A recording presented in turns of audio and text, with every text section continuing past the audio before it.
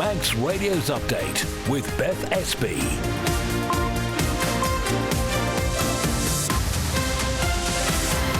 Well, first, my good evening. Welcome to the programme, your weekday news roundup. So coming up before 5:30, we're going to hear more about what happens to people who use AI to create indecent images here on the Isle of Man. Also tonight, we'll hear more about Carolsgate and hear from the MHK, who claims there was a school on the island who wouldn't allow them to be sung at Christmas. We'll be talking inflation figures as well. The latest ones were out this morning. They're on the rise. We'll find out what that means for you. And the TT has announced its official charity partner for the year. All that, will have the weather, the traffic and the travel as well. And if you'd like to get in touch, you can email studio@manxradio.com or you can text us. It's 166 177. We'll start with a roundup of the main news headlines with Lewis Fastamai. In the last hour, the Department of Education, Sport and Culture has confirmed that teaching staff are going to be paid for last week's snow day. It's after the Education Minister couldn't say for sure during this week's House of Keys sitting. Daphne Kane says she wants to reassure them that they will be paid, and this has always been the department's position. There's a warning over the harm being caused to some young people on the island due to the misuse of AI. Can you imagine the emotional, the mental health harm of being that person wondering if your image is out there? Could it get out there? That's PC Louise Kenyuk, part of the Isle of Man Constabulary School Education Team, which has recently reported a sharp increase in students in and out of school creating images through artificial intelligence with the aim of bullying and ridiculing their peers, and some which could amount to sexual offences. The Salvation Army says it received 1,842 referrals for support on the Isle of Man over the Christmas period. The charity says the consistently high prices for everyday items, coupled with increases in rents and energy costs, means more and more people are relying on support. Inflation on the island increased slightly last month compared to November. It's up half a percentage point to 3.3%. And the TT has announced this year's official charity partner. It's chosen to highlight the Great North Air Ambulance for the next 12 months. The latest international news. The US is pulling some troops from a major airbase in Qatar after Iran threatened revenge if America launches an attack. Donald Trump's warned on CBS of strong consequences if a crackdown on anti-government protests leads to executions. The UK Chancellor says Labour is committing in full to Northern Powerhouse Rail. Passengers should see improved connections between Sheffield, Leeds, York and Bradford, and a new line between Birmingham and Manchester. And the High Court's heard Sting's paid more than £500,000 to his former bandmates since facing legal action over unpaid royalties. Drummer Stuart Copeland and guitarist Andrew Summers are said to be owed almost 3 times that. Those are the headlines. We'll be back with the news at 6. Thank you very much indeed, Lewis. Now the weather brought to you by Manx Glass and Glazing. So outbreaks of rain to start this evening. Those might be heavy at times. It's going to clear overnight. Those strong south-southwest winds, they'll veer southwest and ease overnight as well. Minimum temperatures will be around 4. Then tomorrow it's going to be mainly dry, sunny intervals, just a risk of 1 or 2 isolated showers. Moderate winds, they'll become lighter for a while in the afternoon and temperatures up to 9. And just looking ahead to Friday, bright intervals but some scattered showers again as well. Moderate winds and temperatures again around 9 Celsius. Manx Glass and Glazing can supply and install single, double and triple glazing. Call 674 573 or visit the showroom on the Snugborough Trading Estate. It is 4 minutes past 5 exactly. Now, police say the Isle of Man has very effective legislation to penalise people who are found to be using AI to create indecent images. It follows a warning that some young people have been using the technology to bully and ridicule their peers with images described as rude and offensive. So this week, the UK government and the media regulator Ofcom has targeted Grok. That's the AI chatbot available on X, formerly known as Twitter. PC Louise Kenyuk says they have had reports of this being misused over here. We've become aware that young people are, let me say, experimenting, using, trying, whichever word you want to use, technology, but sometimes they're using it in a manner that can, is and will cause harm. And that's where we've got concerns. We've had a few examples, some that are live and ongoing, so obviously I can't comment in detail, nor would I in such a article. But we have had young people and they're using them to cause harm They might not think so, but actually it does. So we've had examples of they will take someone's picture from a social media feed, which all young people have their faces everywhere, or they'll take a picture of their friends out and about, and then they'll create something from it. Now, whilst this might be amusing in some occasions, what they're doing is they're taking it far too far.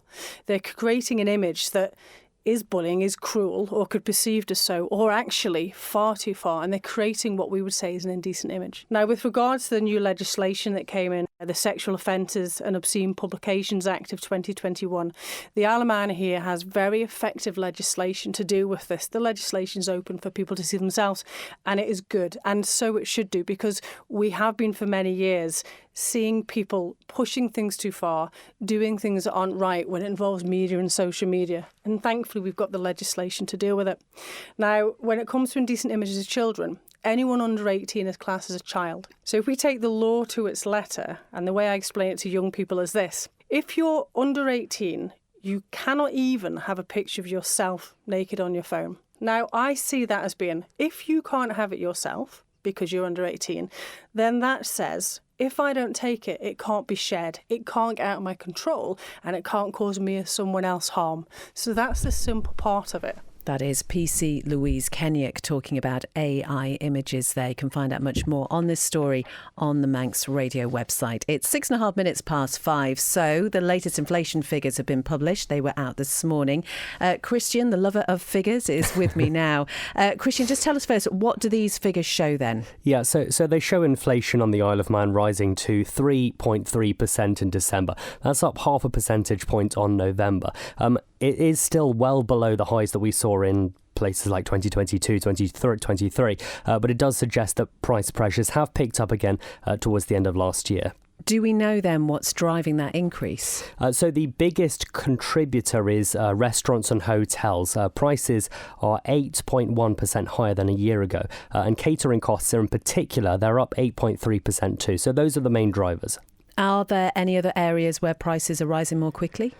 So communication costs, those rose by 5.8%. Postage actually saw the largest increase within that category. Education is another key area. That's up almost 5% overall. Private education fees rising sharply by 9%. And I understand everyday household costs are also something people will have an eye on. What can you tell us about those? Yeah, so food prices, those continue to add pressure. Food, non-alcoholic drinks, they're up 4.8% over the year. Items like beef, cheese, butter and coffee, those all actually recorded notable increases. Some products like soft drinks and sugar, though, those actually fell in price. Were there any other areas then, Christian, that help keep inflation in check? Yeah, so gas prices, 8% lower than a year earlier. Miscellaneous goods and services, those fell by almost 2%, both of which helped to ease the overall inflation rate. How do housing and transport fit into the picture? So housing-related costs, those rose 2.8% overall. Rent increased more sharply. That's up 7.2% year on year.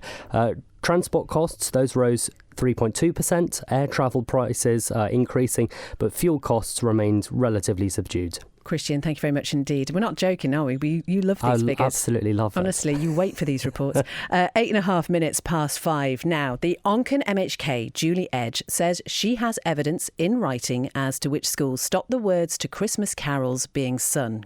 It was, as we heard yesterday, the subject of a question in the House of Keys this week.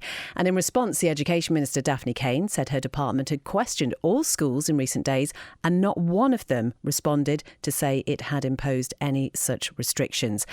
And despite the minister repeatedly asking which school, Ms Edge would not be drawn, nor would she when we questioned her either. It's up to the heads, but there should be, and I'm not trying to restrict the operational ability of our schools, but the minister would not commit to saying that there should be guidance and particularly induction. But if you came out and said one school had actually said, let me didn't finish. Your case would have been a lot stronger, surely. Well, she knows that I've heard it from one school. However, I'm very concerned about some of the language that she did use today.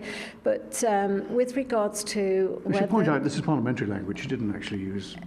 Anyway, that's your interpretation.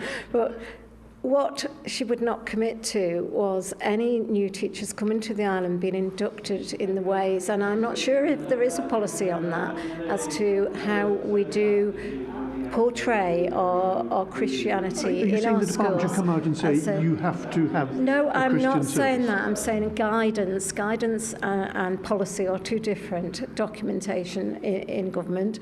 But if there was guidance for anybody arriving on our island that's not necessarily been through our education system or been trained here, there is differences in the UK, and we do know that the UK does not allow the words of carols to be sung in some areas. So, But at so the that's moment, the whole without point evidence, about it. we can say it's not the case over I here. have the evidence, John. Please do not question whether I have evidence But we don't or know not. you have the evidence. So, I mean, you well, could say you have the evidence. I've said to the minister, the minister's asked me would I speak to her, and I will speak to her. I will not tell her which school, but I will tell her exactly how it's been portrayed to me, and I have it in writing. OK, so that's the Onken MHK Julie Edge talking to John there. As I say, not being drawn on which school it was. If it was your child's school, do let us know, 166 177, or you can email studio@manxradio.com.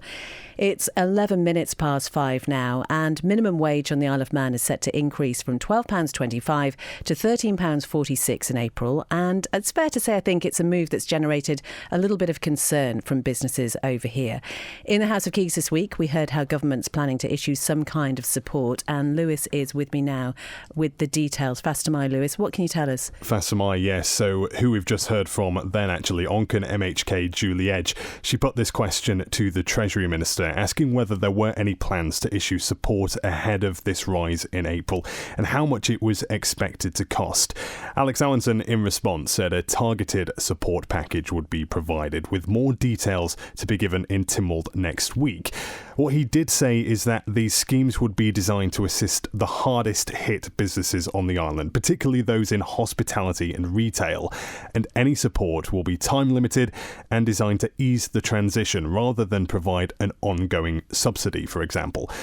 On how much these schemes are expected to cost, he said those estimates have not yet been finalised. And Lewis, we've mentioned it many times in recent months, but not all businesses on the island are on board with this increase in the minimum wage.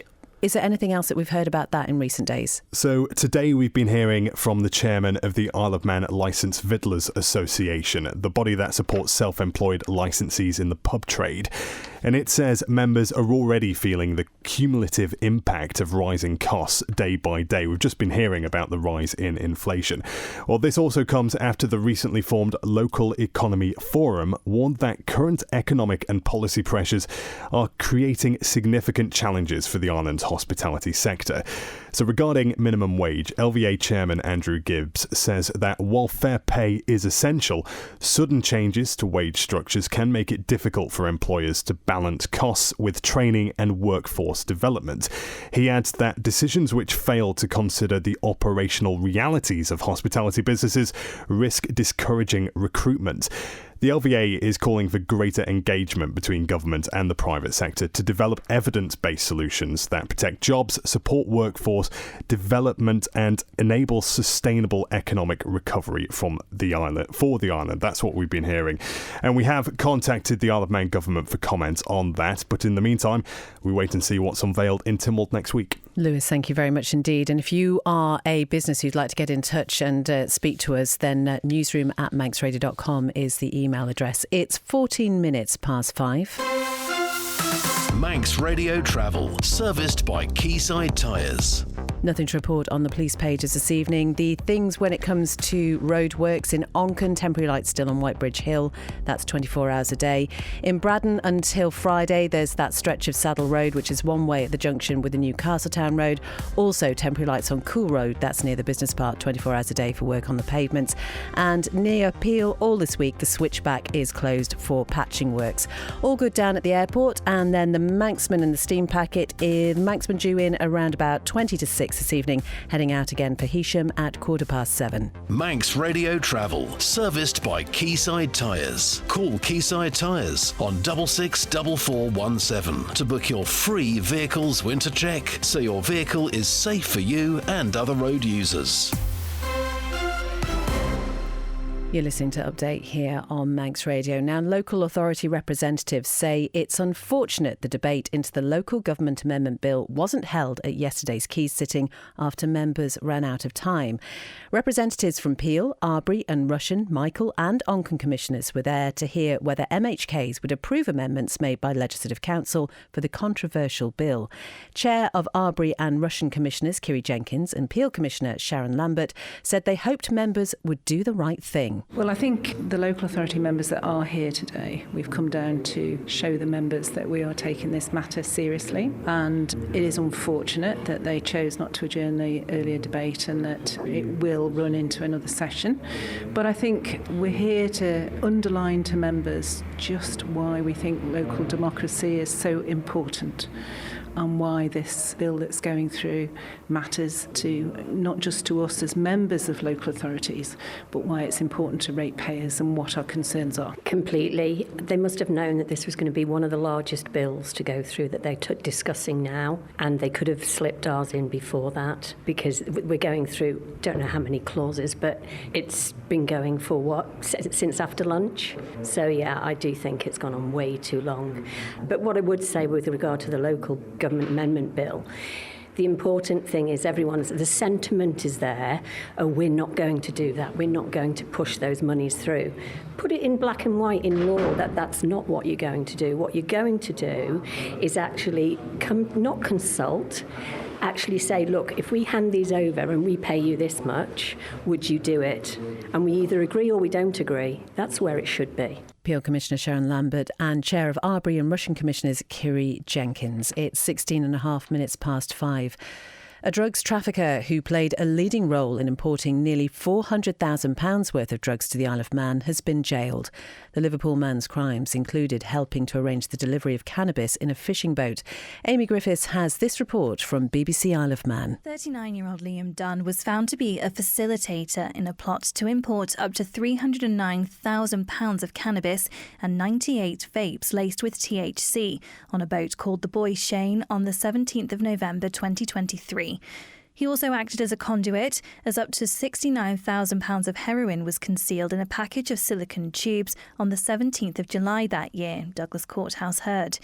Jailing Dunn for 12 years, Dean Sir Graham Cook said, "You made the arrangements and got others to do your dirty work. You were quite high up in the organised crime group, playing a leading role." For the heroin offence, investigations found that Dunn had used a burner phone to contact Sean Milligan, who was involved on the Isle of Man, and an unknown person in Liverpool. Milligan was jailed for 11 years in February 2024, along with Frank Harrison, who received 7 years, with the parcel being addressed to him. Meanwhile, a covert operation targeting another member of the organised crime group revealed that Dunn was involved in importing cannabis and THC. It was revealed on a phone call that Dunn had driven up to Whitehaven in Cumbria to drop off a black holdall which contained the drugs and vapes to be picked up by the crew of the Boy Shane.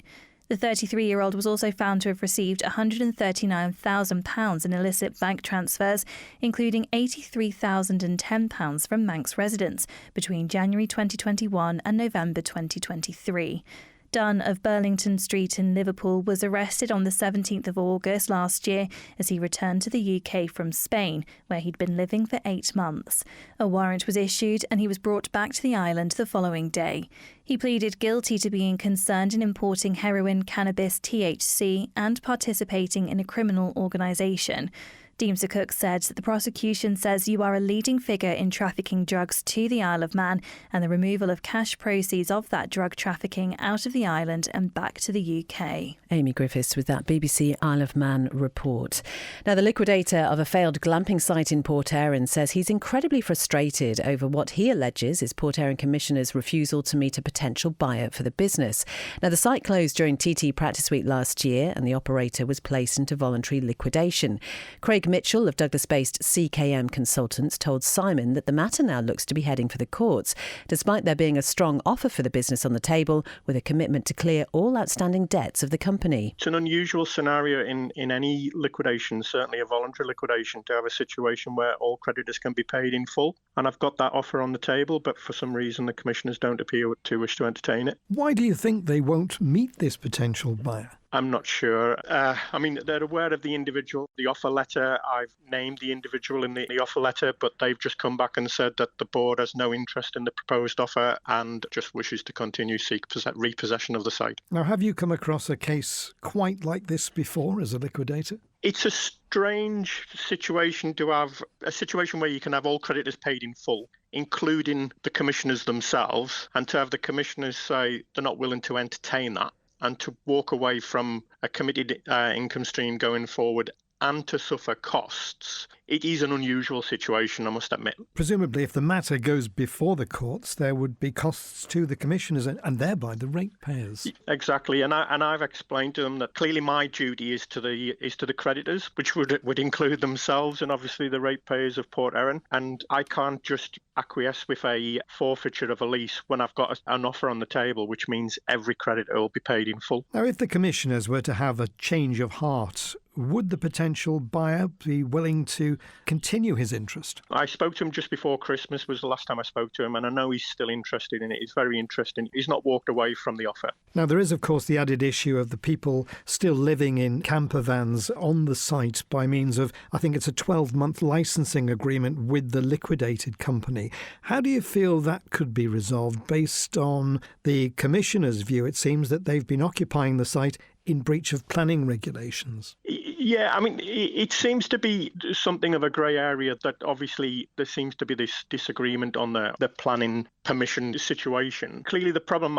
I've got is if I just move the tenants out, they've paid in advance for a period of time. They would have a claim against then the liquidation, which would just increase the losses that they've paid for in advance. So actually the offer that was on the table included a situation which would enable campervan tenants to remain in situ until their original rental agreement expired at no further cost to them. And then obviously the new provider, the new company, the new entity would then deal with that situation going forward. And they've even agreed that they would talk about the creation of a new lease between the intended buyer and the commissioners, which could deal with that issue. If there is this grey area regarding campervans, it could be resolved with negotiations over a new lease. That is Craig Mitchell there, and we have asked Port Erin commissioners for comment.